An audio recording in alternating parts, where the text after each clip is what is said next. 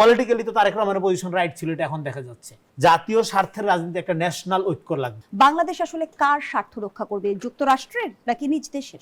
এইটা নিয়ে আমরা ডক্টর ইউনূস সরকারের সময় থেকে সমালোচনা করে আসছি, এবং তখন একটা বিতর্ক উঠছিল যে একটা অনির্বাচিত অন্তর্বর্তীকালীন সরকার, বিশেষ পরিস্থিতিতে গঠিত সরকার, যেই ধরনের চুক্তি, যেই ধরনের তথাকথিত সংস্কারমূলক কর্মকাণ্ড লম্বা মেয়াদে জনগণকে ভোগাবে, লম্বা মেয়াদে জাতীয় অর্থনীতি রাজনীতিতে প্রভাব ফেলবে, সেই ধরনের জিনিস করতে পারে কি না।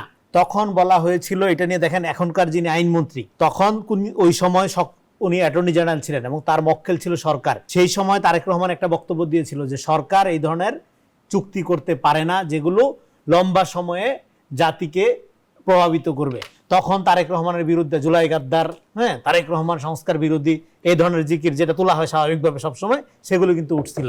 এবং আজকের যিনি আইনমন্ত্রী, তিনি সরকারের তরফ থেকে স্পষ্ট, আমার মনে আছে উনি বলছিল যে হ্যাঁ, সরকার এই ধরনের চুক্তি করতে পারে, নির্বাহী ক্ষমতা আছে সরকারের। তখনকার মক্কেল ওনার সরকার, ওই সরকারকে উনি ডিফেন্ড করেছিল।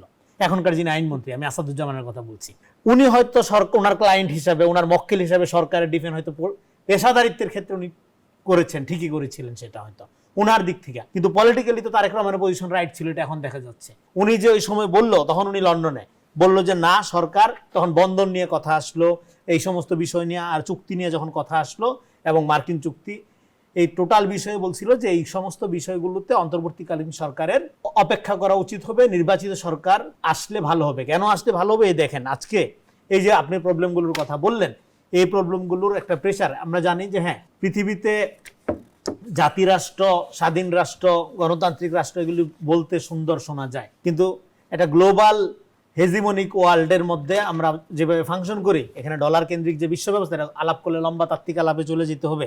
সেখানে আসলেই একটা রাষ্ট্র কতখানি স্বাধীন সেটা আমরা দেখছি। আপনার একটা রাষ্ট্রের প্রেসিডেন্টকে কিভাবে খপ করে, মুরগির বাচ্চার মতো খপ করে তুলে আনা হয়েছে, ইরানে কিভাবে একটা অন্যায়ভাবে একটা যুদ্ধ চাপাই দেওয়া হচ্ছে।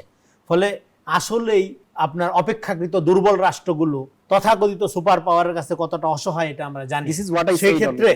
সেক্ষেত্রে অবশ্যই জনগণের নির্বাচিত সরকার, জাতীয় ঐক্যমত, যে আলাপটা এখানে তাহসিন খানিকটা করার চেষ্টা করলো, জাতীয় ঐক্যমতের সরকারের কোনো মানে পার্থক্য থাকবে। এনসিপি রাজনীতি করবে, জামাতের রাজনীতি করবে, বিএনপি রাজনীতি করবে, কিন্তু জাতীয় স্বার্থের রাজনীতি, একটা ন্যাশনাল ঐক্য লাগবে। তার মানে এই চুক্তি থেকে বের হয়ে যাওয়ার কোনো সুযোগ বাংলাদেশের হাতে নেই। বাংলাদেশের হাতে এখন এই চুক্তিগুলো রিভিউ করতে হবে। বাংলাদেশের এখন নির্বাচিত সরকার তার আর্ট অফ নেগোসিয়েশনের জায়গায় তাকে যেতে হবে, এবং ডেফিনেটলি একটা চ্যালেঞ্জের মধ্যে সরকার পড়লো, এবং চ্যালেঞ্জের মধ্যে সরকারকে যারা ফেললো, যেই এনজিও প্রজাতন্ত্র, যেই সুশীল সমাজ, তাদেরকে আমাদের চিহ্নিত করতে হবে।